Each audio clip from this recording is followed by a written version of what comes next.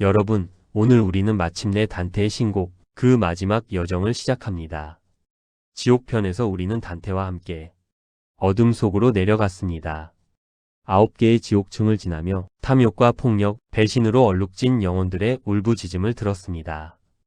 연옥편에서는 희망을 품은 영혼들이 산을 오르며 정화되는 모습을 보았습니다. 고통스럽지만 언젠가 끝이 있는, 그래서 오히려 아름다웠던 여정이었습니다. 그리고 이제 우리는 빛의 세계로 들어섭니다. 천국편입니다. 단테가 묘사하는 천국은 단순히 구름 위에서 천사들이 노래하는 곳이 아닙니다. 그것은 신의 질서가 완벽하게 구현된 우주이며 사랑과 지혜가 하나로 합쳐지는 궁극의 세계입니다. 빛과 음악과 춤으로 가득한 곳, 그러나 그 아름다움이 너무나 강렬하여 인간의 언어로는 도저히 표현할 수 없다고 단테 스스로 고백하는 곳입니다. 신곡 천국편은 총 33개의 칸토, 즉 33개의 노래로 이루어져 있습니다. 단테는 고대 로마의 시인 베르길리우스와 함께 지옥과 연옥을 여행했지만 천국에서는 달라집니다. 천국에서 그의 안내자는 바로 베아트리체입니다.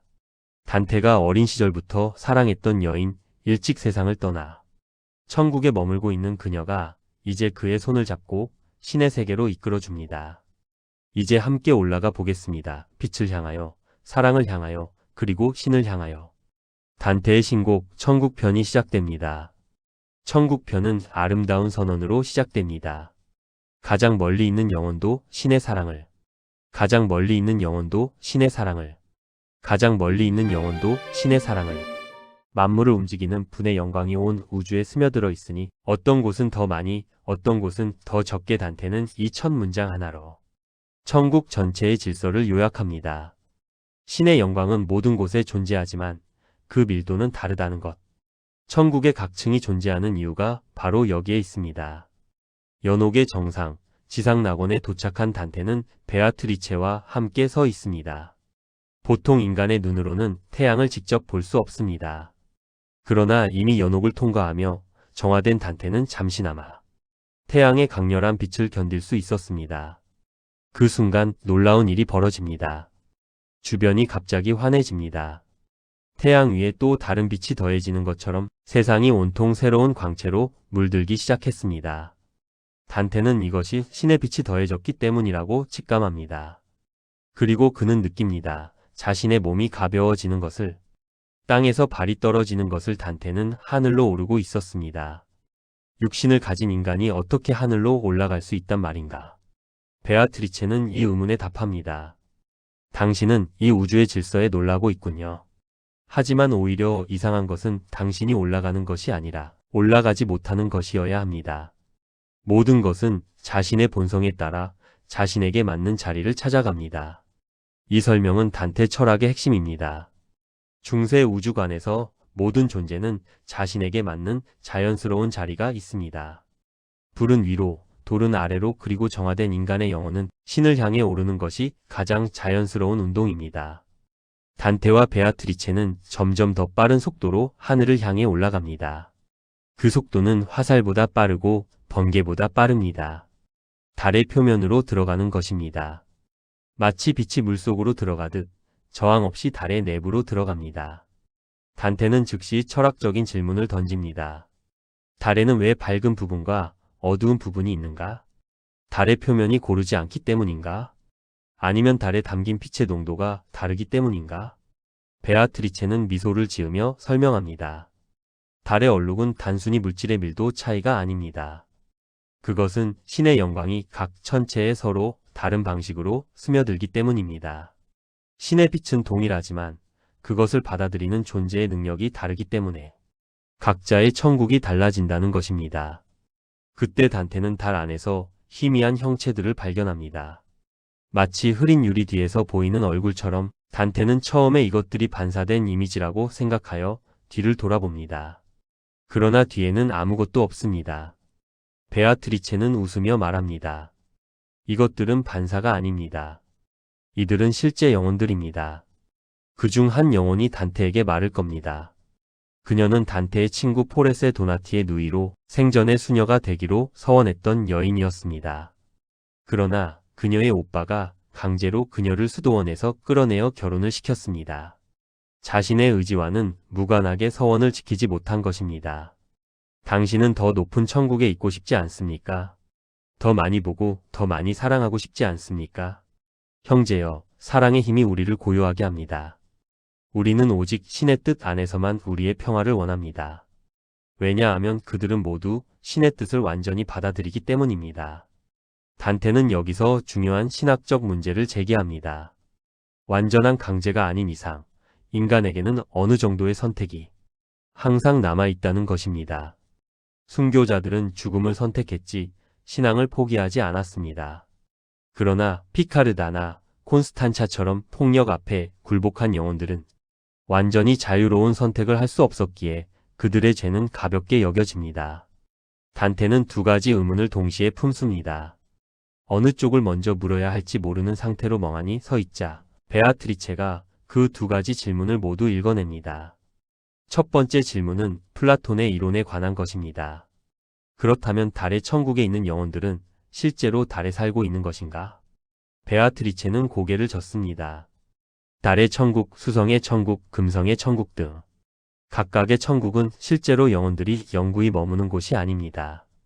이것은 단테가 각각의 영혼들을 이해할 수 있도록 신이 그들의 영향력에 맞는 천체의 위치에 나타나게 한 것입니다. 모든 영혼들의 진정한 거처는 가장 높은 하늘, 즉 지고천 엠피레오입니다. 두 번째 질문은 서원에 관한 것입니다. 강제로 서원을 어기게 된 경우 그 서원을 다른 것으로 대체할 수 있는가? 베아트리체는 서원의 본질에 대해 설명합니다. 서원이란 자유의지로 신에게 드리는 약속입니다. 그 약속을 어기는 것은 신에 대한 배신입니다. 그러나 어떤 특수한 상황에서는 교회의 권위로 서원의 내용을 바꿀 수 있습니다. 단, 그 새로운 약속이 원래의 서원보다 더 크고 더 무거운 것이어야 합니다. 베아트리체는 자유의지에 대한 심오한 강의를 이어갑니다. 신이 인간에게 준 가장 위대한 선물은 자유의지입니다. 지성을 가진 모든 존재, 그리고 오직 그들만이 이 선물을 받았습니다. 자유의지가 위대한 이유는 그것이 없다면 사랑도 의미가 없기 때문입니다.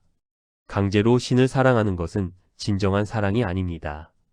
인간이 자유의지로 신을 선택하고 신을 사랑하기로 결정할 때 그 사랑은 비로소 진정한 가치를 갖습니다. 이 설명을 마친 뒤 단테와 베아트리체는 달의 천국을 떠납니다. 그들이 올라가는 속도는 더욱 빨라집니다.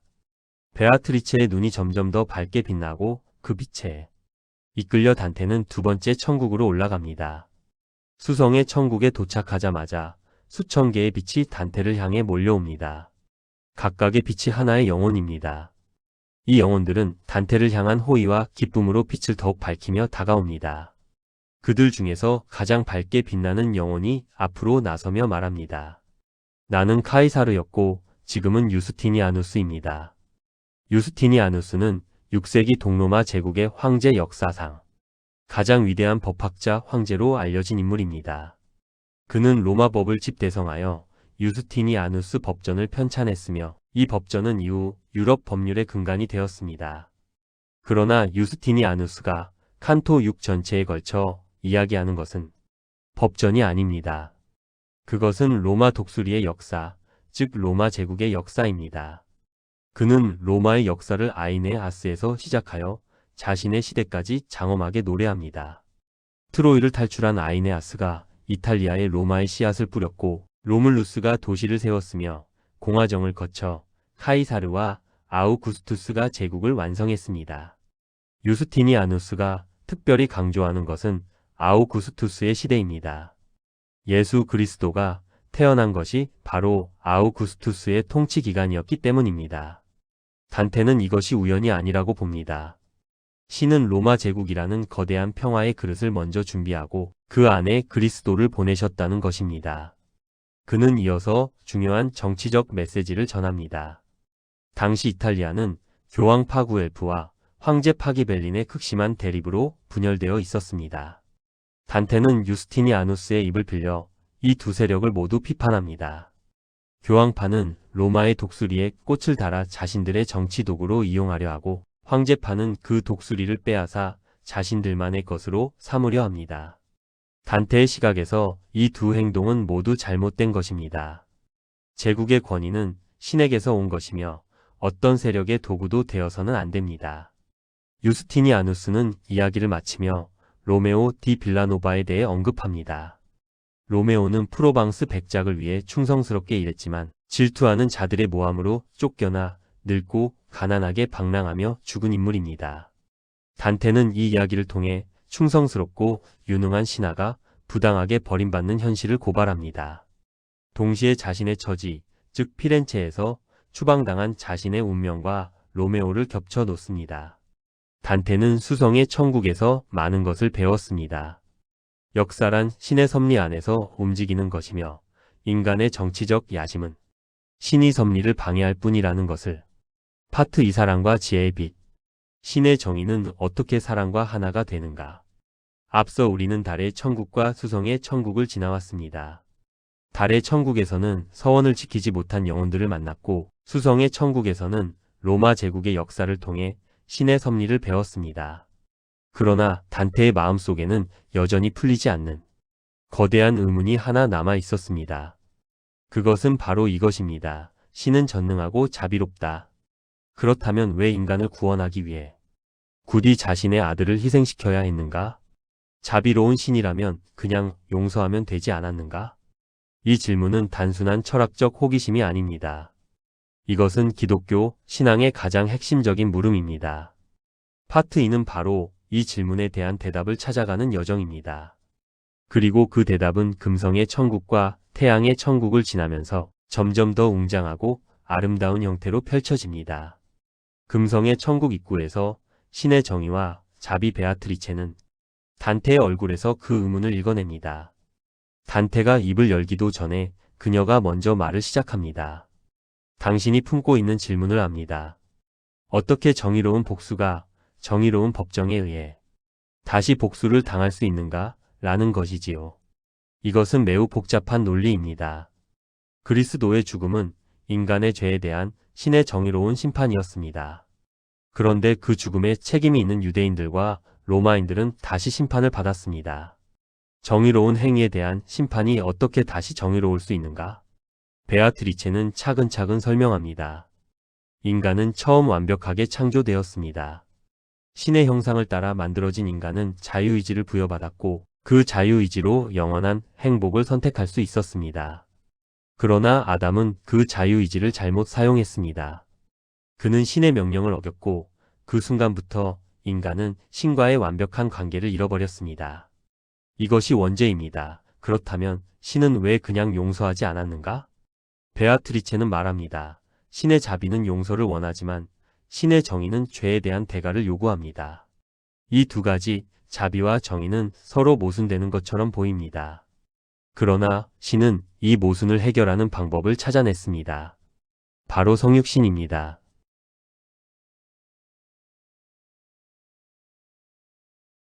신이 직접 인간이 되어 십자가에서 죽음으로써 정의의 요구를 완전히 충족시키는 동시에 자비로 인간을 구원할 수 있게 된 것입니다. 신이 직접 대가를 치렀기 때문에 그 대가는 무한히 크고 완전한 것이었습니다. 어떤 인간도 어떤 천사도 할 수 없었던 일을 신 스스로 하신 것입니다. 그렇다면 왜 그리스도를 죽인 자들은 다시 심판을 받았는가? 베아트리체는 설명합니다. 그리스도의 죽음 자체는 신의 섭리 안에서 인류 구원을 위한 것이었으므로 정의롭습니다. 그러나 그 죽음을 집행한 자들의 동기, 즉 질투와 증오와 탐욕은 그 자체로 죄악이었습니다. 신의 계획에 의도치 않게 참여했다는 사실이 그들의 악한 의도를 정당화하지는 않습니다. 이 설명을 통해 단테는 깨닫습니다. 신의 정의와 자비는 모순이 아닙니다. 그것은 사랑이라는 하나의 원리 안에서 완벽하게 하나가 됩니다. 그리고 베아트리체는 마지막으로 인간의 부활에 대해 이야기합니다.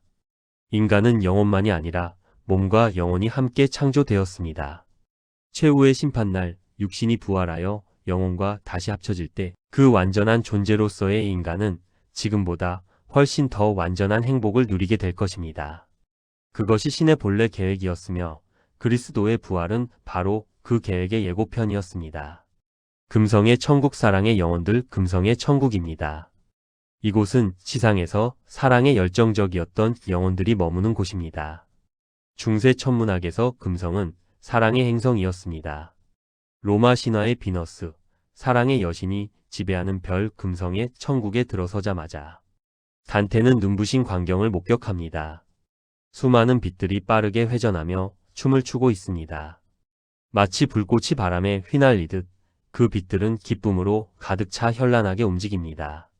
그 빛들 중에서 하나가 단테에게 다가옵니다. 그것은 카를로 마르텔로의 영혼입니다. 그는 나폴리 왕국의 왕자였으며 단테와는 실제로 친분이 있었던 인물입니다. 단테가 피렌체를 방문한 카를로와 나눈 우정은 짧았지만 깊었습니다. 카를로는 반갑게 단테를 맞이합니다. 그의 빛은 단테를 알아보는 기쁨으로 더욱 밝아집니다. 그들은 짧지만 의미 있는 대화를 나눕니다. 카를로는 지상의 정치 문제를 이야기합니다. 그는 자신의 동생 로베르토가 나폴리를 통치하면서 어리석은 탐욕스러운 신하들을 곁에 두고 있다고 탄식합니다. 이것은 단테 특유의 방식입니다. 천국에서도 지상의 정치적 문제를 비판하는 것, 천국이 현실과 무관한 곳이 아님을 보여주는 것입니다. 이어서 단테는 중요한 질문을 합니다. 왜 선한 부모에게서 악한 자식이 나오는가? 왜 자식은 부모와 다른 성격을 갖는가? 카를로는 대답합니다. 신은 사회가 제대로 기능하기 위해 다양한 성격과 재능을 가진 인간들을 필요로 합니다. 왕이 필요하고, 철학자가 필요하고, 군인이 필요하고, 성직자가 필요합니다. 만약 부모의 성격이 그대로 자식에게 전해진다면 사회는 한 가지 유형의 인간들만 가득 찰 것입니다. 그래서 신은 천체의 영향을 통해 각각의 영혼에게 다른 기질을 부여합니다. 문제는 인간들이 이 신의 섭리를 무시하고 타고난 재능과 무관하게 사람을 배치한다는 것입니다. 태어날 때부터 수도사의 기질을 가진 자를 억지로 왕으로 만들고 왕의 기질을 가진 자를 수도원에 집어넣는 어리석음이 세상에 혼란을 만든다고 카를로는 지적합니다. 또 다른 영혼이 나타납니다. 쿠니차 다 로마노입니다.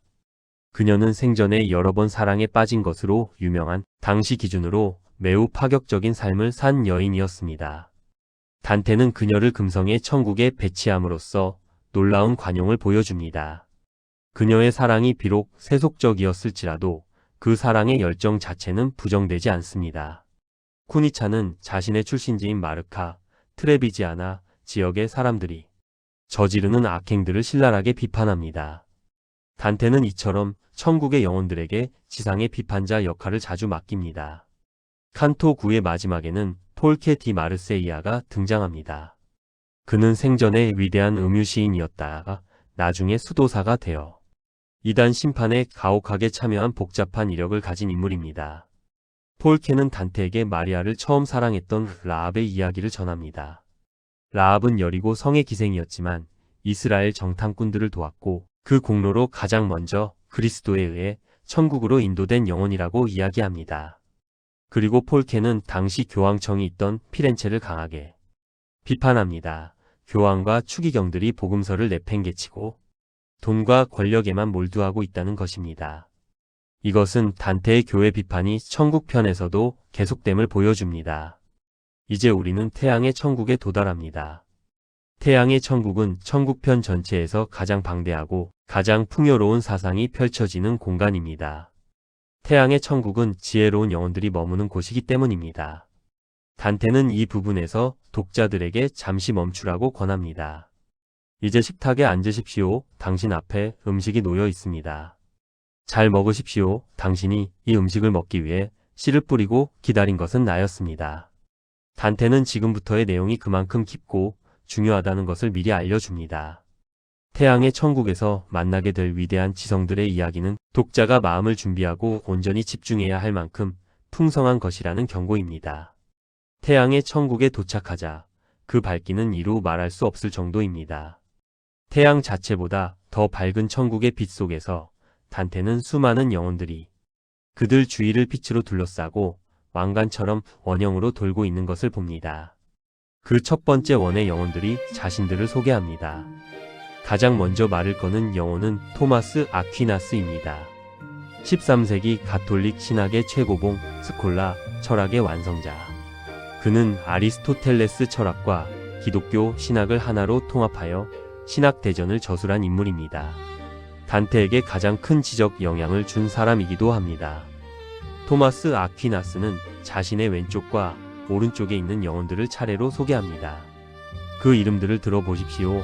알베르투스 마그누스, 토마스 아퀴나스의 스승으로 중세 최고의 박식가, 프란체스코 그라치아노, 교회법의 체계를 세운 학자, 페트루스 롬바르두스, 중세 신학 교육의 교과서를 쓴 신학자, 솔로몬 왕, 지혜의 왕으로 성경에 기록된 이스라엘의 왕, 디오니시우스 아레오파기타, 천사들의 위계질서를 체계화한 신비신학자, 파울루스 오로시우스, 역사를 신의 섭리의 관점에서 기술한 역사가, 보에티우스, 단테가 젊은 시절 위안을 얻었던 철학의 위안의 저자, 이시도루스, 중세 백과사전을 편찬한 학자, 베다 베네라빌리스, 영국 최초의 역사가, 리카르두스 데 상크토 빅토레, 신비주의 신학자, 그리고 시제르드 브라반트, 파리 대학교의 아베로에스주의 철학자. 이 마지막 이름이 특히 놀랍습니다. 시제르는 생전에 토마스 아퀴나스와 치열하게 논쟁했던 철학적 적수였습니다. 그런데 단테는 두 사람을 같은 원 안에 나란히 배치합니다. 이것은 단테의 놀라운 지적 관용을 보여주는 장면입니다. 논쟁에서 이긴 자와 진 자가 아니라 진리를 향해 진지하게 씨름했던 자들이 함께 빛난다는 것입니다. 그는 프란체스코 성인의 생애를 이야기합니다. 아시시의 프란체스코 부유한 상인의 아들로 태어나 모든 재산을 버리고 가난을 신부로 삼은 사람. 그가 택한 가난은 단순한 금욕이 아니었습니다. 그것은 물질에 의존하지 않고 오직 신에게만 의존하겠다는 선언이었습니다. 프란체스코는 새들에게 설교하고 늑대를 길들이고 나병 환자를 껴안았습니다. 그리고 생애 마지막에는 그리스도의 오상, 즉 못 박힌 손발과 창에 찔린 옆구리의 상처를 자신의 몸에 받았습니다. 그런데 왜 도미니크회의 대표자인 토마스 아퀴나스가 프란체스코를 칭송하는가? 단테는 여기서 의도적인 역전을 사용합니다. 서로 경쟁하는 수도회의 창시자를 상대방 수도회의 대표자가 칭찬하게 함으로써 진정한 칭찬은 경쟁자의 입에서 나올 때 더욱 빛난다는 것을 보여줍니다. 아퀴나스는 솔로몬의 지혜에 대한 이야기를 이어갑니다. 단테는 앞서 솔로몬이 왜 태양의 천국에 있는지 의아하게 생각했습니다. 성경에는 솔로몬이 말년에 이방 여인들의 영향으로 우상 숭배를 했다고 기록되어 있습니다. 그런데 어떻게 그가 지혜의 천국에 있을 수 있는가? 토마스는 설명합니다. 신이 솔로몬에게 준 지혜는 왕으로서의 통치 지혜였습니다. 그것은 신학적 지식이나 철학적 통찰이 아니라 백성을 올바르게 다스리는 실천적 지혜였습니다. 그리고 그 종류의 지혜에서 솔로몬을 능가한 왕은 역사상 없었습니다. 단테는 각각의 위대함이 서로 다른 영역에 속할 수 있음을 인정합니다. 토마스는 이어서 경솔한 판단에 대해 경고합니다. 지상에서 자라는 밀을 수확하기 전에는 잡초인지 밀인지 구별하지 마십시오. 겉모습만 보고 함부로 판단하지 마십시오. 내가 본 자가 지옥에서 울고 있고 내가 저주한 자가 천국의 영광에 있는 것을 보고 놀란 적이 많습니다. 이것은 단테의 심판에 대한 겸손입니다. 신곡 전체에서 단테는 수많은 사람들을 지옥과 천국에 배치합니다. 그러나 동시에 그는 인간의 판단은 언제나 불완전하며 최종 심판은 오직 신에게만 속한다는 것을 이 문장으로 상기시킵니다. 칸토 14에서 솔로몬의 영혼이 직접 말합니다. 그는 부활 이후의 몸에 대해 이야기합니다. 지금 천국에 있는 영혼들은 아직 육신이 없는 순수한 영혼 상태입니다. 그러나 최후의 심판날 육신이 부활하여 영혼과 다시 합쳐질 때 그 빛은 지금보다 훨씬 더 강렬해질 것입니다. 왜냐하면 완전한 인간, 즉 영혼과 몸이 하나가 된 존재는 신의 영광을 더 완전하게 반영할 수 있기 때문입니다. 그 말이 끝나자마자 두 개의 원이 하나로 합쳐집니다. 그리고 세 번째 원이 그 주위를 감싸기 시작합니다. 새로운 영혼들이 더 합류하여 빛의 고리가 셋이 됩니다. 그 아름다움은 단테의 언어로 표현하기 불가능할 정도입니다. 그리고 단테와 베아트리체는 태양의 천국을 떠납니다. 다음 목적지는 화성의 천국입니다. 믿음과 용기의 전사들. 신앙이란 무엇인가? 그리고 정의란 무엇인가? 태양의 천국을 떠난 단테와 베아트리체는 이제 더 높은 곳으로 올라갑니다. 지금까지 우리는 달의 천국에서 서원과 자유의지를 배웠고, 수성의 천국에서 역사 속 신의 섭리를 보았으며, 금성의 천국에서 사랑의 다양한 얼굴을 만났고, 태양의 천국에서 위대한 지성들의 빛 속에 잠겼습니다. 이제 파트 3에서 단테는 전혀 다른 종류의 영혼들을 만납니다. 칼을 들었던 자들, 전쟁터에서 신앙을 위해 싸웠던 자들, 그리고 지상에서 정의를 위해 헌신했던 자들입니다. 파트 3의 핵심 질문은 두 가지입니다. 첫째, 신앙이란 과연 무엇인가? 그것은 눈에 보이지 않는 것을 맹목적으로 믿는 것인가? 아니면 더 깊은 무언가인가?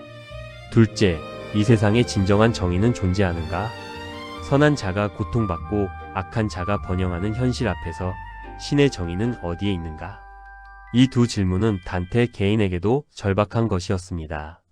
억울하게 피렌체에서 추방당한 단테, 평생 정의를 외쳤지만 오히려 불의에 짓밟힌 단테, 그는 지금 천국에서 그 해답을 찾고 있습니다.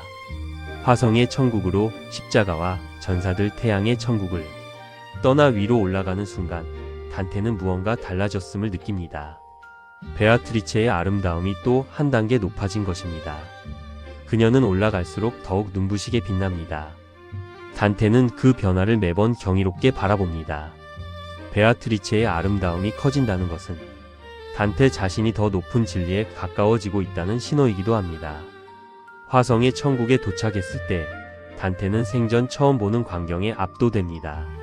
거대한 십자가가 눈앞에 펼쳐져 있습니다. 그것은 물질로 만들어진 십자가가 아닙니다. 수많은 빛나는 영혼들이 모여 십자가의 형태를 이루고 있는 것입니다. 가로로 뻗고 세로로 뻗은 두 줄기 빛의 선이 만나 완벽한 십자가를 그리고 있습니다.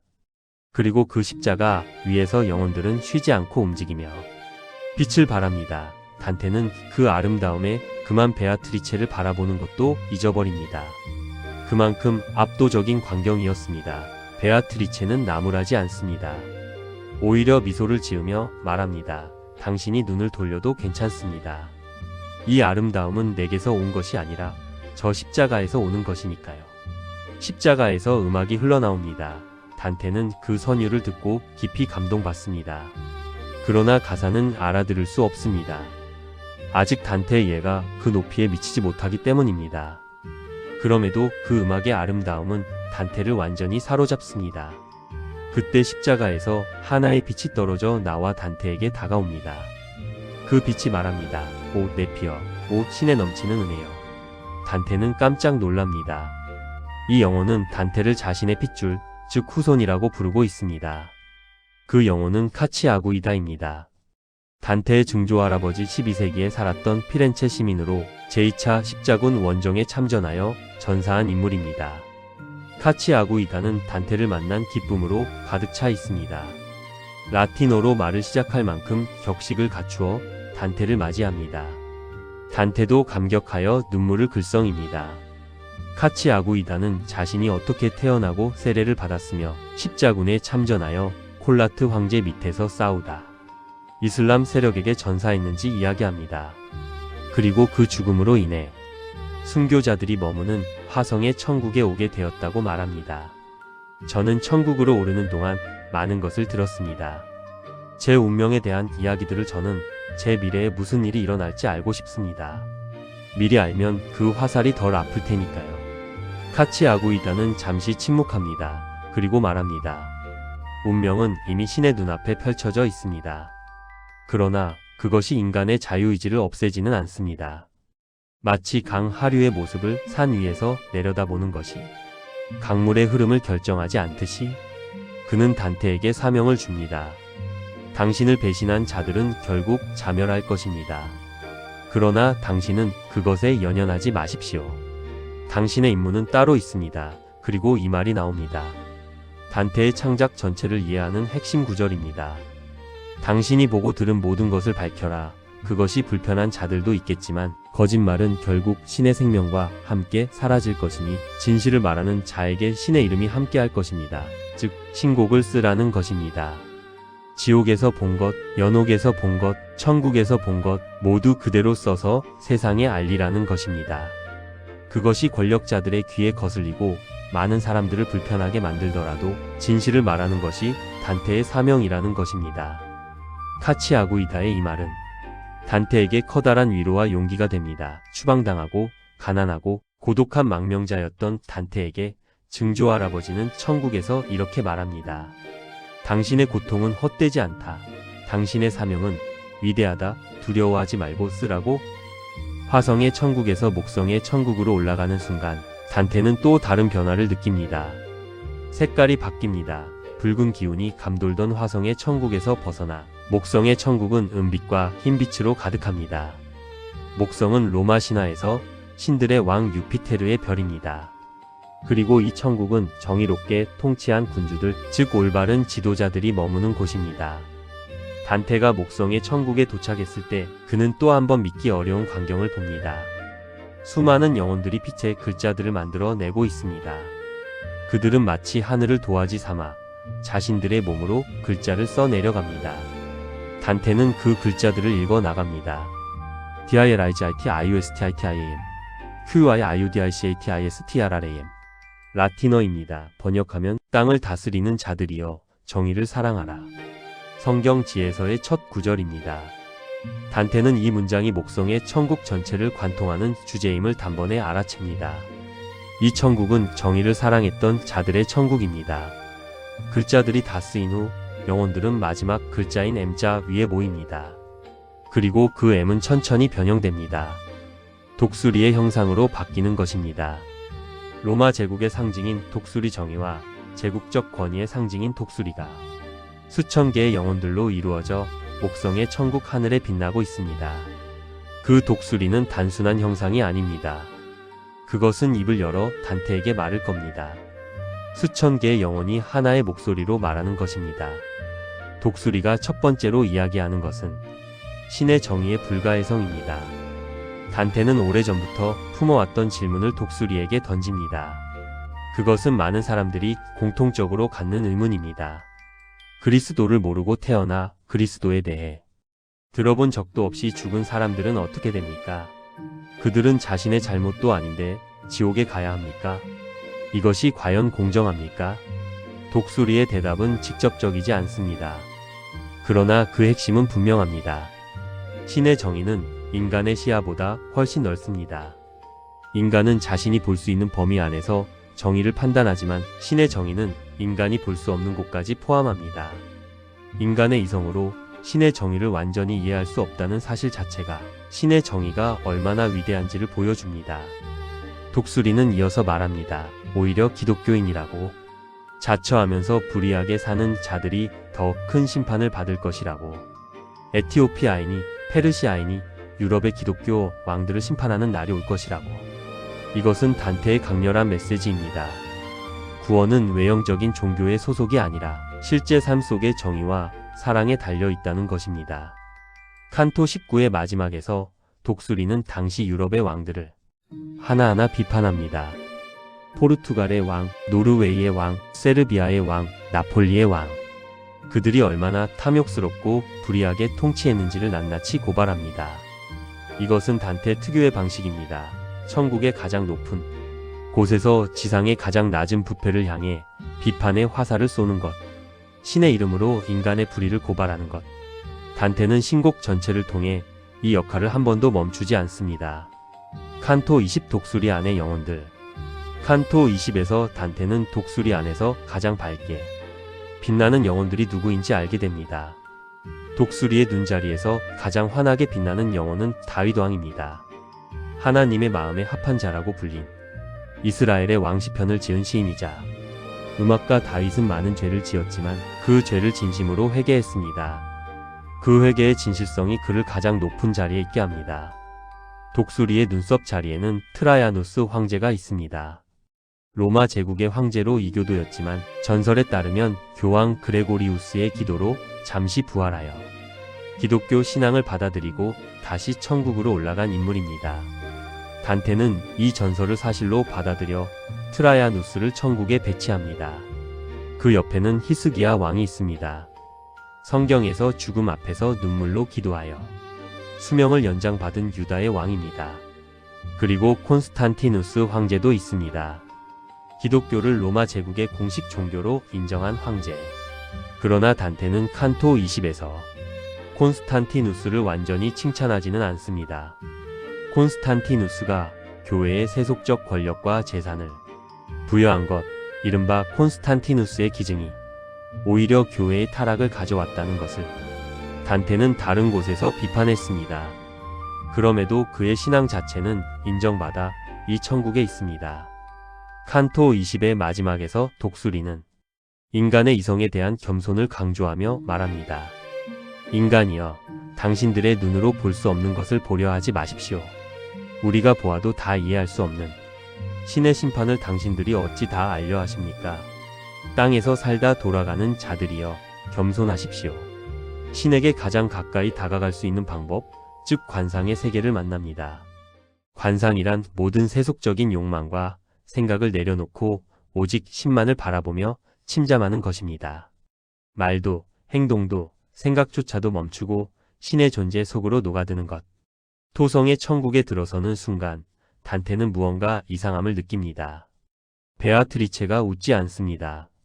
지금까지 베아트리체는 천국을 올라가면서 점점 더 환하게 미소 지었습니다.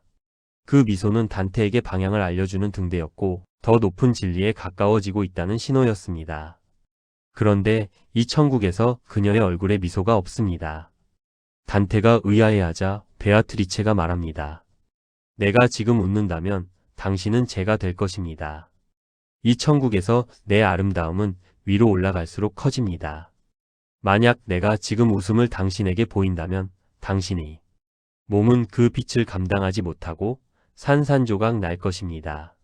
베아트리체의 아름다움이 너무 커서 오히려 단테를 보호하기 위해 숨겨야 하는 상황. 진리에 가까워질수록 그 진리는 인간이 감당하기 어려운 것이 됩니다. 단테가 토성의 천국에서 본 것은 거대한 황금 사다리입니다. 그 사다리는 위로 시야가 닿지 않는 곳까지 뻗어 있습니다. 수많은 영혼들이 그 사다리를 오르내리며 빛나고 있습니다.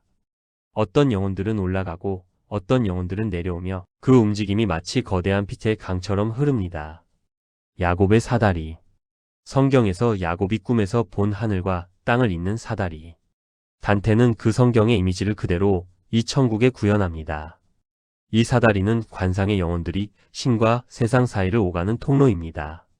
그 사다리에서 한 영혼이 내려와 단테 곁에 멈춥니다. 단테는 묻습니다. 왜 다른 영혼들은 오르고 내리는데 당신만 내 곁에 멈추었습니까? 그 영혼은 말합니다. 당신을 환영하기 위해 내려왔습니다. 단테는 다시 묻습니다. 그렇다면 이 천국에서 음악이 들리지 않는 이유는 무엇입니까? 아래 천국들에서는 항상 아름다운 음악이 있었는데 그 영혼은 대답합니다. 당신의 귀가 아직 그 음악을 들을 준비가 되지 않았기 때문입니다. 베아트리체가 웃지 않는 것과 같은 이유입니다. 이 천국의 기쁨은 당신이 감당할 수 있는 것보다 너무 큽니다. 그 영혼은 자신이 피에트로 다미안이라고 밝힙니다. 11세기의 교회 개혁가이자 추기경. 그는 교회의 부패에 맞서 싸웠고 수도원 생활로 돌아가기 위해 추기 경직을 내려놓으려 했던 인물입니다. 피에트로 다미아니는 자신의 삶을 회상합니다. 그는 아드리아 해변의 작은 수도원에서 관상 생활을 했습니다. 그 고요한 수도원에서 기도하고 단식하며 신만을 바라보던 산. 그것이 그에게는 가장 행복한 시간이었습니다. 그리고 피에트로 다미아니는 갑자기 목소리를 높입니다. 주위의 모든 영혼들이 그의 외침에 호응하며 함께 울부짖습니다. 그 소리가 너무 커서 단테는 귀를 막을 정도입니다. 그가 외치는 것은 교회의 타락입니다. 옛날의 교부들은 얼마나 단순하고 소박했는가. 허리에 가죽끈을 메고 메뚜기와 꿀을 먹으며 사막에서 살았던 요한 세례자. 그런데 지금의 교황들을 보라. 크고 화려한 외투를 입고 양쪽에서 사람들이 부축해 주어야 걸을 수 있는 뚱뚱한 몸을 이끌며 위험 있는 척하는 그들을 베드로가 이것을 보면 무엇라 하겠는가? 바울이 이것을 보면 무엇라 하겠는가? 이것은 단테의 교회 비판이 천국에서 가장 높은 목소리로 터져 나오는 순간입니다. 가장 거룩한 영혼들의 입에서 가장 신랄한 비판이 나옵니다. 거룩함과 비판은 모순이 아닙니다. 오히려 진정으로 거룩한 자만이 타락을 제대로 볼 수 있습니다. 칸토 22에서는 또 다른 위대한 영혼이 등장합니다. 누르시아의 베네딕투스 서방 수도원 운동의 창시자. 베네딕투스는 자신의 황금 사다리 경험을 이야기합니다. 그리고 그는 단테에게 중요한 말을 합니다. 당신이 원한다면 내 소원은 저 사다리 꼭대기에서 이루어질 것입니다. 그 꼭대기에는 야곱이 발을 딛고 천사들로 가득 찬 것을 보았습니다. 그러나 지금은 아무도 발을 들어 사다리를 오르려 하지 않습니다. 그리고 베네딕투스도 교회의 타락을 비판합니다. 내가 세운 규칙이 지금은 종이 낭비가 되었습니다. 내 발자국이 남아있는 곳들은 이제 빈 껍데기뿐입니다. 수도원의 담벼락 안에 부패가 가득합니다. 이것을 바로잡을 사람이 어디에 있는가? 베네딕투스의 이 탄식은 당시 수도원 제도의 심각한 타락을 고발합니다. 수도원은 원래 세속을 피해 신만을 섬기는 곳이었습니다. 베네딕투스의 말이 끝나자 그는 다시 사다리를 타고 위로 올라갑니다. 다른 영혼들도 그를 따라 올라갑니다. 그 빠르기가 번개처럼 빠릅니다. 베아트리체가 단테에게 손짓합니다. 따라오라는 것입니다. 단테는 그녀를 따라 황금 사다리를 타고 위로 올라갑니다. 그리고 그것은 지금까지와는 비교할 수 없을 만큼 빠른 상승이었습니다. 단테가 의식을 가다듬기도 전에 그는 이미 다음 천국에 와 있습니다. 항성천입니다. 고정된 별들이 있는 하늘. 태양계의 행성들이 아니라 밤하늘에 반짝이는 수천 개의 별들이 박혀 있는 하늘. 단테는 이곳이 지금까지 지나온 어떤 천국과도 다르다는 것을 즉시 느낍니다. 베아트리체가 단테에게 말합니다. 눈을 들어라, 나를 보라. 당신은 지금 내 미소를 볼 수 있을 만큼 강해졌습니다. 드디어 베아트리체가 완전한 미소를 보여줍니다. 단테는 그 미소를 보는 순간 압도됩니다. 그는 그 아름다움을 글로 표현하려다 멈춥니다. 이렇게 고백하면서 이 순간부터 나의 신은 뛰어올라야 할 것이다. 어떤 기억도, 어떤 재능도, 어떤 노력도 이 아름다움을 담기에 부족하다. 단테의 언어가 한계에 부딪히는 첫 번째 순간입니다. 앞으로 이런 고백은 점점 더 자주 나올 것입니다. 신에 가까워질수록 인간의 언어는 점점 더 부족해집니다. 베아트리체가 하늘을 가리킵니다. 단테가 눈을 들자 눈부신 빛이 내려옵니다. 그것은 그리스도의 빛입니다. 단테는 직접 그 빛을 바라볼 수 없습니다. 너무 강렬합니다. 그는 눈을 감아야 합니다. 그 빛 주위로 다른 빛들이 모여 있습니다. 그리스도를 따르는 영혼들, 즉 천국에 있는 모든 성인들의 빛입니다. 그리고 그 가운데서 하나의 빛이 유독 아름답게 빛납니다. 꽃들 중에 꽃, 마리아입니다. 천사 가브리엘이 마리아 주위를 날며 노래합니다. 수태고지 때 마리아에게 건넸던 그 인사, 아베 마리아를 노래합니다. 그리고 마리아는 그 노래에 화답하며 더욱 높이 올라갑니다. 그리스도의 빛을 따라 위로 더 높은 곳으로 올라갑니다. 단테는 그 모습을 바라보며 마음속 깊이 움직입니다. 칸토 24에서 분위기가 바뀝니다. 베아트리체가 항성천의 영혼들에게 부탁합니다. 이 사람은 하늘에서 하늘로 올라오는 동안 많은 것을 배웠습니다. 이제 그를 시험해 주십시오. 그의 믿음이 얼마나 깊은지. 그러자 한 영혼이 앞으로 나옵니다. 사도 베드로입니다. 예수의 첫 번째 제자. 교회의 반석. 초대 교황. 단테는 경외감으로 베드로를 바라봅니다. 베드로가 단테에게 묻습니다. 믿음이란 무엇입니까? 단테는 히브리서의 구절을 인용하여 대답합니다. 믿음은 바라는 것들의 실상이요, 보이지 않는 것들의 증거입니다. 베드로는 만족합니다. 그러나 시험은 계속됩니다. 당신은 왜 믿습니까? 무엇이 당신을 믿게 합니까? 단테는 대답합니다. 기적들이 있습니다. 자연의 법칙으로는 설명할 수 없는 일들이 일어났고 그것들이 기록되어 있습니다. 그 기록들이 믿음의 근거입니다. 그러나 그 기록들이 진실이라는 것을 누가 증명합니까? 단테는 당당하게 대답합니다. 그 기록들을 증명하는 것은 바로 교회의 존재 자체입니다. 아무런 기적도 없이, 아무런 강제도 없이 씨 하나가 뿌려져 온 세계를 덮는 나무가 되었습니다. 그것 자체가 기적입니다. 베드로는 이 대답에 크게 기뻐하며 단테 주위를 3번 돌며 빛을 뿜습니다. 마치 천국에서의 합격 통보처럼 단테의 믿음이 시험을 통과한 것입니다. 베드로의 시험이 끝나자 또 다른 빛이 다가옵니다. 사도 야고보입니다. 예수의 12 제자 중 베드로와 요한과 함께 가장 가까웠던 제자. 변화산에서 예수의 변모를 목격했던 3명 중 하나. 그는 소망을 상징하는 사도입니다. 야고보가 단테에게 묻습니다. 소망이란 무엇입니까? 단테는 대답합니다. 소망은 미래의 영광에 대한 확실한 기대입니다. 그것은 신의 은혜와 공로가 낳는 것입니다. 야고보는 다시 묻습니다. 어디서 그 소망을 얻었습니까? 단테는 2가지 원천을 이야기합니다. 첫째는 시편입니다. 다윗이 노래한 신의 약속들이 그의 소망의 뿌리입니다. 둘째는 야고보 자신의 편지입니다. 야고보는 그 편지에서 소망의 의미를 가장 명확하게 이야기했습니다. 야고보는 크게 기뻐합니다. 그리고 베드로와 야고보가 함께 춤을 추듯 빛납니다. 그때 3번째 빛이 다가옵니다. 그 빛은 앞의 2빛보다 더욱 강렬합니다. 단테는 그 빛을 똑바로 바라볼 수 없어서 눈을 가립니다. 베아트리체가 말합니다. 이분은 사도 요한입니다. 요한, 예수가 가장 사랑한 제자. 십자가 아래서 마지막까지 지킨 제자. 요한계시록을 기록한 사도. 그리고 사랑을 상징하는 사도입니다. 단테는 요한의 몸이 지상 낙원에서 육신죄로 승천했다는 전설이 사실인지 확인하려 눈을 크게 뜨고 봅니다.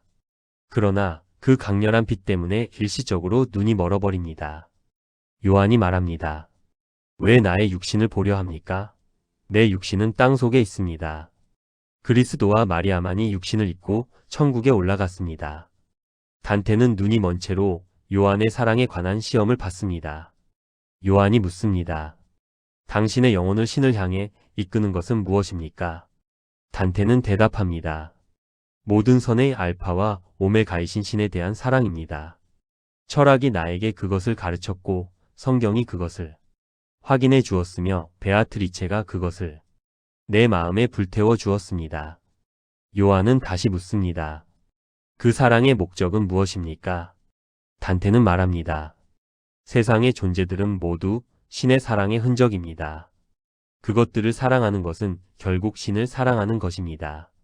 그러나 그 어떤 피조물도 신 자체만큼 사랑받을 수는 없습니다. 왜냐하면 신만이 사랑의 원천이기 때문입니다. 이 대답이 끝나자 온 천국이 찬양으로 화답합니다. 그리고 베아트리체가 단테의 눈에 손을 댑니다. 눈이 다시 떠집니다. 단테는 다시 볼 수 있게 되었을 때 새로운 빛이 그들 앞에 있음을 발견합니다. 아담입니다. 인류의 첫 번째 아버지.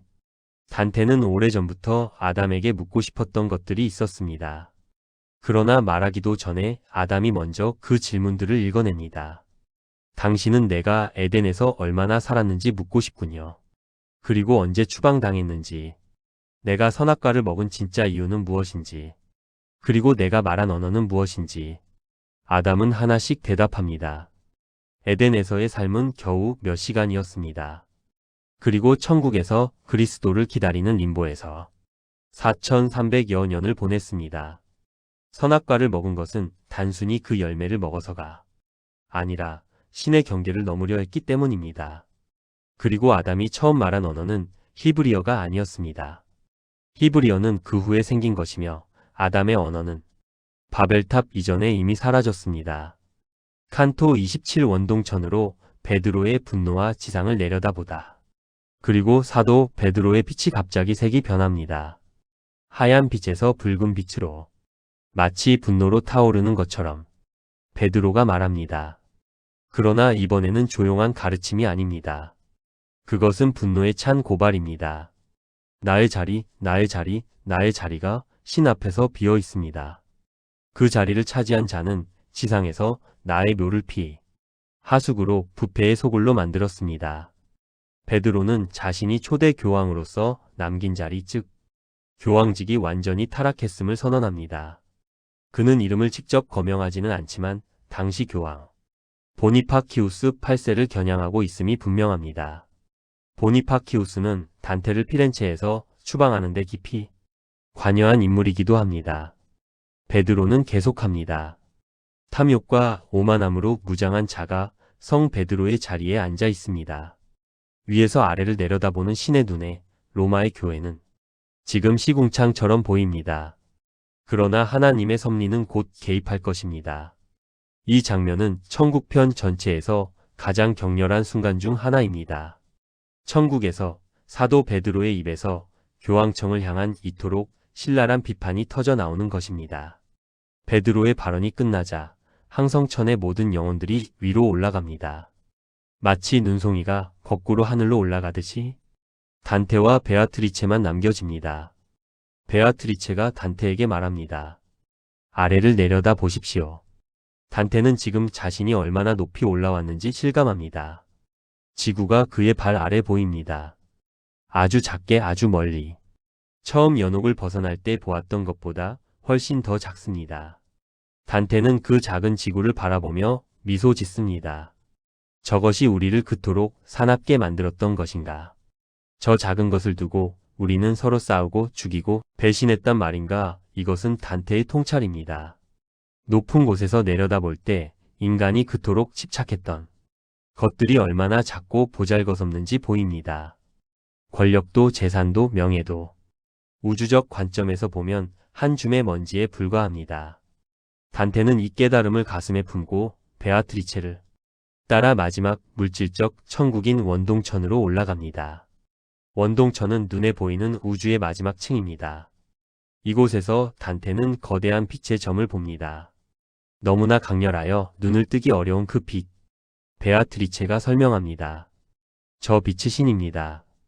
그리고 저 고리들은 천사들의 위계입니다. 저 빛에 가까울수록 더 빠르게 도는 것은 더 많은 신의 사랑을 받기 때문입니다. 단테는 혼란스럽습니다. 아래 세계에서는 더 큰 천구가 더 빠르게 돌았습니다. 그러나 여기서는 반대입니다. 신에 가장 가까운 가장 작은 고리가 가장 빠릅니다. 베아트리체는 이 역설을 설명합니다. 우주의 물리적 크기와 영적인 가치는 반대입니다. 겉으로 커 보이는 것이 영적으로는 작을 수 있고 겉으로 작아 보이는 것이 영적으로는 가장 클 수 있습니다. 그리고 베아트리체는 현재 세상의 타락에 대해 마지막 비판을 쏟아냅니다. 어린아이는 태어나서 과일을 좋아하고 젖을 먹습니다. 그러나 조금만 자라면 이미 타락하기 시작합니다. 젊었을 때 금식하고 기도하던 사람이 늙어서는 모든 것을 잊어버립니다. 인간의 세계는 이처럼 빠르게 타락합니다. 그러나 하늘에서는 섭리가 이루어지고 있습니다. 때가 되면 바르게 될 것입니다. 마이너스 파트 1빛의 세계로 들어서며 서원과 자유의지를 배우다. 마이너스 파트 2 신의 정의와 자비가 사랑 안에서 하나임을 깨닫다. 마이너스 파트 3 믿음의 전사들 그리고 정의는 인간의 판단을 초월한다. 마이너스 파트 4 관상의 고요함 속에서 가장 격렬한 비판이 터져 나오다. 이제 마지막 파트 5가 남았습니다. 대본에 가장 아름답고 장엄한 마지막 장면들이 기다리고 있습니다. 해시태그 주제 인간이 도달할 수 있는 가장 높은 곳 그리고 언어가 끝나는 곳에서 시작되는 것. 파트 5 도입. 여러분, 우리는 이제 마지막 문 앞에 서 있습니다. 단테가 베르길리우스의 손을 잡고 지옥의 문을 통과한 것이 엊그제 같습니다. 9개의 지옥층을 내려가며 인간의 모든 죄악을 보았고 연옥의 산을 올라가며 희망과 정화를 배웠으며 천국의 9하늘을 지나며 신의 질서와 사랑과 정의를 깨달았습니다. 그리고 이제 단테는 마지막 천국 앞에 서 있습니다. 지고천 엠피레오이 엠피와이아리오. 모든 물질적 하늘을 초월한 곳. 공간도 없고 시간도 없는 곳. 오직 빛과 사랑만이 존재하는 곳. 그리고 그 중심에 신이 있습니다. 파트 5는 단테의 언어가 가장 아름답게 빛나는 동시에 가장 겸손하게 무너지는 부분입니다. 신에 가까워질수록 언어는 부족해집니다. 표현할 수 없는 것을 표현하려는 시인의 몸부림, 그것이 천국편의 마지막을 더욱 감동적으로 만듭니다. 자, 마지막 여정을 시작합니다. 원동천에서 단테는 베아트리체의 눈을 통해 뒤를 돌아봅니다. 베아트리체의 눈은 거울입니다. 단테는 그 눈 속에서 자신의 뒤에 있는 것을 봅니다. 너무나 강렬하게 빛나는 하나의 점. 그 점을 직접 바라보면 눈이 멀 것 같습니다. 그 주위를 9개의 불꽃 고리가 빠르게 돌고 있습니다. 단테는 그 점을 오래 바라봅니다. 그리고 깨닫습니다. 이것이 신입니다. 무한히 크지만 하나의 점으로 수렴하는 존재, 모든 것을 포함하지만 어떤 공간도 차지하지 않는 존재 베아트리체가 설명합니다. 저점에서 하늘과 자연이 달려 있습니다. 저 밑에 가장 가까운 고리를 보십시오. 가장 빠르게 돌고 있지요. 그것은 저 빛에 대한 사랑이 가장 크기 때문입니다. 단테는 혼란스럽습니다. 지금 눈앞에서 보이는 것과 지상에서 경험한 것이 정반대입니다. 지상에서는 바깥 하늘, 즉 원동천이 가장 빠르게 돌았습니다. 베아트리체는 이 역설을 풀어줍니다. 지상에서 보이는 하늘의 크기와 속도는 겉모습일 뿐입니다. 실제 영적인 가치와 힘은 신에 얼마나 가까이 있느냐로 결정됩니다. 가장 작아 보이지만 가장 빠른 고리가 실제로는 가장 큰 능력을 가지고 있습니다. 겉으로 드러나는 크기가 본질적 가치를 결정하지 않는다는 것, 이것은 인간 세상에도 적용되는 진리입니다. 9개의 불꽃고리는 천사들의 9위계입니다. 단테는 이 장면에서 중요한 것을 배웁니다. 천사들도 처음부터 완성된 존재가 아니었습니다. 그들도 창조된 순간부터 신을 바라보고 사랑함으로써 지금의 위계에 이르렀습니다. 사랑은 단순한 감정이 아닙니다. 그것은 존재를 변화시키고 높이는 힘입니다. 천사들은 시간이 시작되기 전에 창조되었습니다. 아니, 더 정확하게는 시간과 함께 창조되었습니다. 신이 천사들을 창조하는 순간 시간도 시작되었습니다. 왜냐하면 시간이란 변화의 척도인데 변화하는 존재가 없다면 시간도 필요 없기 때문입니다.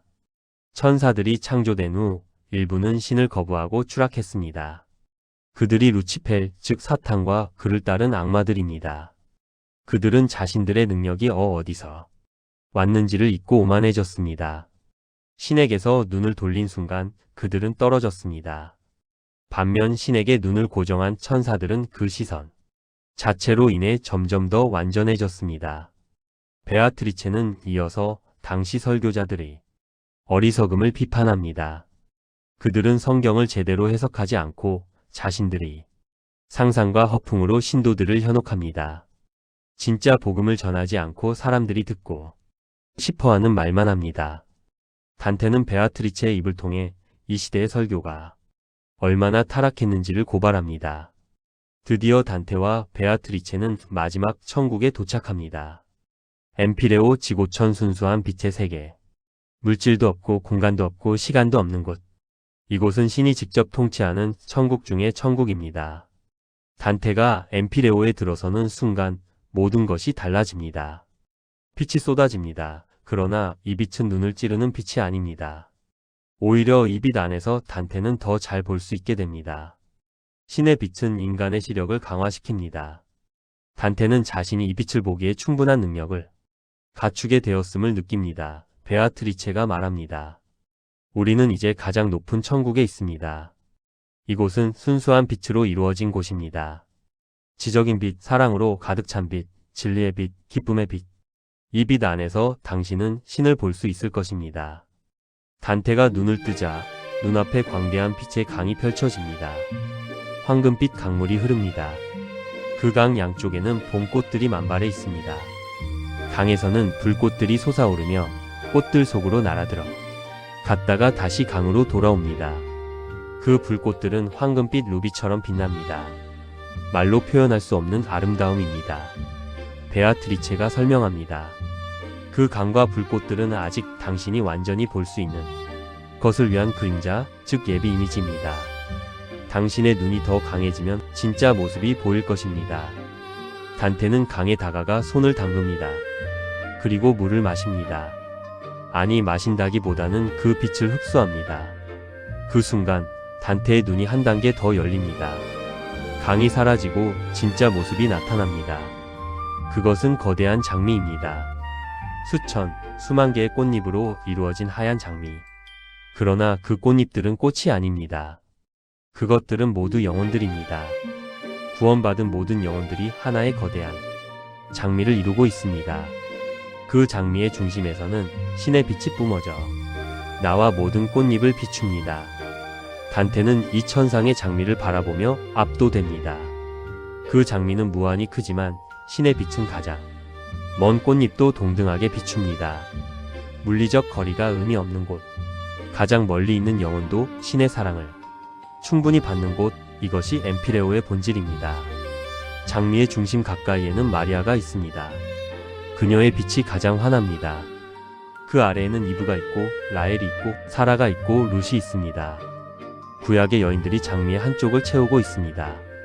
아직 지상에서 살고 있는 영혼들이 언젠가 차지할 자리들입니다. 단테는 경이로움에 빠져 베아트리체에게 무언가를 묻고 싶어 돌아봅니다. 그러나 베아트리체가 없습니다.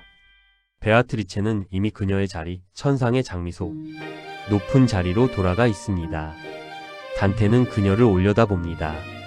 그녀는 멀리 있지만 엠피레오에서는 거리가 의미 없습니다. 단테는 그녀의 얼굴을 선명하게 볼 수 있습니다. 단테는 그녀에게 말합니다. 오 여인이여, 당신은 나의 희망을 지탱해 주었습니다. 지옥을 보기 위해 당신은 당신의 발자국을 지옥에 남기는 것도 마다하지 않았습니다. 당신의 도움과 능력으로 나는 여기까지 올라왔습니다. 당신은 나를 노예에서 자유인으로 만들었습니다. 나를 위해 신에게 계속 기도해 주십시오. 내 영혼이 당신의 발자국에서 멀어지지 않도록. 베아트리체는 단테를 바라보며 미소 짓습니다. 그리고 다시 신을 향해 눈을 돌립니다.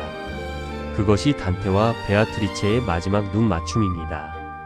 단테 옆에는 새로운 안내자가 서 있습니다. 노인인자한 얼굴의 노인. 그는 성 베르나르두스입니다. 12세기의 위대한 신비신학자이자 수도원 개혁가. 마리아에 대한 깊은 사랑으로 유명한 베르나르두스. 이제 단테에게는 철학적 안내자가 아니라 신비적 안내자가 필요합니다. 그래서 베아트리체 대신 베르나르두스가 등장합니다. 베르나르두스가 말합니다. 베아트리체가 당신을 여기까지 데려다 주었습니다. 이제 마지막 단계는 내가 안내하겠습니다. 눈을 들어 천상의 장미를 보십시오. 그리고 마리아를 찾으십시오. 그녀에게서 신의 빛을 받을 힘을 얻으십시오. 장미는 두 부분으로 나뉩니다. 한쪽은 그리스도를 믿은 자들, 다른 쪽은 그리스도가 오기 전에 살았지만 그리스도를 통한 구원을 믿은 자들입니다. 위쪽 절반에는 히브리 여인들이 있습니다. 그리고 베르나르두스는 마리아의 아름다움을 묘사합니다. 그 묘사는 너무나 아름다워서 단테는 잠시 말을 잇습니다. 마리아의 얼굴은 천상의 장미 전체를 비추는 빛의 원천입니다. 그녀의 눈에는 기쁨이 가득하고 그 기쁨은 장미 전체에 퍼집니다. 베르나르두스가 마리아를 바라보는 눈빛 자체가 이미 깊은 사랑입니다. 천사 가브리엘이 마리아 앞에서 날개를 펼치고 있습니다. 그 날개의 찬란함은 형언할 수 없습니다. 가브리엘은 수태고지 때부터 지금까지 마리아의 곁을 지키는 천사입니다. 베르나르두스는 단테에게 마지막 준비를 시킵니다. 이제 당신이 신을 볼 시간이 가까워졌습니다. 그러기 위해서는 먼저 마리아에게 기도해야 합니다. 마리아는 신과 인간 사이의 다리입니다. 그녀의 도움 없이는 당신의 눈이 신의 빛을 감당할 수 없습니다. 마지막 칸토입니다. 베르나르두스가 마리아에게 기도합니다. 이 기도는 단테 문학 전체에서 가장 아름다운 대목 중 하나로 꼽힙니다. 동정녀 어머니여, 당신 아들의 딸이여, 겸손하고 높으며 피조물보다 고귀하며 인류의 본성을 고귀하게 하신 분이여. 당신은 그를 낳으신 분이기에 인류를 그토록 사랑하신 분이기에 그분은 자신의 피조물이 되기를 원하셨습니다. 당신의 자궁 안에서 사랑의 불꽃이 타올랐고 그 온기 속에서 이 꽃이 영원한 평화 안에서 피어났습니다. 이제 마지막 한 걸음 신의 얼굴을 볼 수 있도록 그의 눈을 열어달라고 기도가 끝납니다.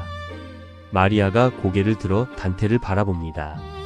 그리고 신의 빛을 향해 눈을 돌립니다. 그 시선이 단테에게 방향을 알려줍니다. 단테가 눈을 들어 신의 빛을 바라봅니다. 그 순간 단테는 자신이 변하고 있음을 느낍니다. 눈이 강해집니다. 인간의 눈이 감당할 수 없었던 빛을 이제 볼 수 있습니다. 베르나르투스의 기도가, 마리아의 중보가 그를 여기까지 이끌어온 모든 여정이 이 순간을 위한 준비였습니다. 단테는 빛 속에서 무언가를 봅니다. 전 우주가 하나의 책 안에 묶여 있는 것을 봅니다. 흩어져 있던 모든 것들, 지옥에서 본 죄인들도, 연옥에서 본 정화받는 영혼들도, 천국의 모든 성인들도, 지상의 모든 사물들도, 모든 시간과 공간의 모든 것이 하나의 빛 속에서 하나로 연결되어 있습니다. 단테는 그 안에서 세 가지 빛의 원을 봅니다. 같은 크기의 세 원, 하지만 각각 다른 색깔. 하나가 다른 하나를 반사하고 세 번째는 두 원에서 나오는 불꽃처럼. 이것은 삼위일체입니다. 성부와 성자와 성령. 하나이면서 세지면서 하나인 신의 본질. 단테는 그 두 번째 원, 즉 성자의 원 안에서 인간의 형상을 봅니다. 그리스도입니다. 신이 인간이 된 것, 무한히 유한 안에 들어온 것, 그 신비가 눈앞에 펼쳐집니다. 단테는 그것을 이해하려 합니다. 그러나 이해가 되지 않습니다. 인간의 이성으로는 파악할 수 없는 신비입니다. 그러나 그 순간 갑자기 빛이 단테의 마음에 들어옵니다. 이성이 아니라 직관으로, 논리가 아니라 사랑으로 이해가 옵니다. 단테는 설명할 수 없지만 압니다. 인간의 언어로는 표현할 수 없지만 느낍니다. 그리고 단테는 씁니다. 이 지점부터 나의 기억은 언어보다 앞서 달려갑니다. 내가 본 것은 말로 표현할 수 없습니다. 마치 꿈을 꾸고 나서 그 꿈의 감정은 남아있지만 내용이 기억나지 않듯이 나는 그 신비를 느끼지만 전달할 수 없습니다. 그리고 신곡의 마지막 문장이 옵니다. 단테의 의지와 욕망은 이제 더 이상 자신의 것이 아닙니다. 그것은 태양과 별들을 움직이는 그 사랑 안으로 완전히 녹아들었습니다. 나의 소망과 의지는 이미 돌아가고 있었다. 마치 고르게 움직이는 바퀴처럼 태양과 별들을 움직이는 그 사랑에 의해. 이것이 신곡의 마지막 문장입니다. 지옥편은 별을 바라보며 끝났습니다. 연옥편도 별을 향해 올라가며 끝났습니다. 그리고 천국편도 별로 끝납니다. 단테는 세 편 모두를 같은 단어, 별로 마무리했습니다. 그것은 우연이 아닙니다. 지옥의 어둠 속에서도, 연옥의 고통 속에서도, 천국의 영광 속에서도 별은 항상 인간에게 방향을 알려주는 존재이기 때문입니다. 여러분, 우리는 이제 단테와 함께 긴 여행을 마쳤습니다. 지옥편에서 우리는 인간의 죄악을 보았습니다. 탐욕, 분노, 폭력, 배신, 어둠 속에서 울부짖는 영혼들을 보며 우리는 인간이 얼마나 깊이 추락할 수 있는지를 배웠습니다. 연옥편에서 우리는 희망을 보았습니다. 고통스럽지만 끝이 있는 여정. 정화되어 가는 영혼들을 보며 우리는 인간이 얼마나 높이 오를 수 있는지를 배웠습니다. 그리고 천국편에서 우리는 빛을 보았습니다. 사랑으로 움직이는 우주를 보았습니다. 신의 정의와 자비가 하나임을 배웠습니다. 위대한 지성들의 빛 속에서 지혜를 배웠습니다. 믿음과 소망과 사랑이 무엇인지를 배웠습니다. 그리고 마지막에 인간의 언어가 닿지 못하는 곳, 신 앞에서 모든 것이 녹아드는 그 순간을 목격했습니다. 단테의 신곡이 700년이 지난 지금도 읽히는 이유는 무엇일까요? 그것은 이 작품이 단순히 중세 기독교 신학의 정리가 아니기 때문이 아닐까요? 신곡은 한 인간의 이야기입니다. 억울하게 추방당하고 사랑하는 것을 모두 잃고 가난과 고독 속에서 방랑했던 한 사람의 이야기입니다. 그 사람이 절망 속에서 붓을 들어 이 거대한 여행을 기록했습니다. 단테가 묻고 싶었던 것은 결국 이것이었습니다. 이 세상에 정의가 있는가? 선한 자가 고통받고 악한 자가 번영하는 이 현실이 전부인가? 나의 고통은 헛된 것인가? 그리고 신곡은 대답합니다. 아니다. 이것이 전부가 아니다. 우주는 사랑으로 움직인다. 정의는 반드시 실현된다. 그리고 인간은 어떤 깊은 어둠 속에서도 별을 향해 올라갈 수 있다. 단테의 신곡 천국편. 이것으로 신곡의 전체 여정이 완성되었습니다. 오늘 이 긴 여행에 함께 해주신 여러분 진심으로 감사드립니다. 단테가 마지막에 썼던 그 문장을 기억하십시오. 태양과 별들을 움직이는 그 사랑. 그 사랑이 여러분의 삶도 움직이기를 바랍니다. 구독과 좋아요는 사랑입니다. 감사합니다. 달빛 아래 문장이었습니다.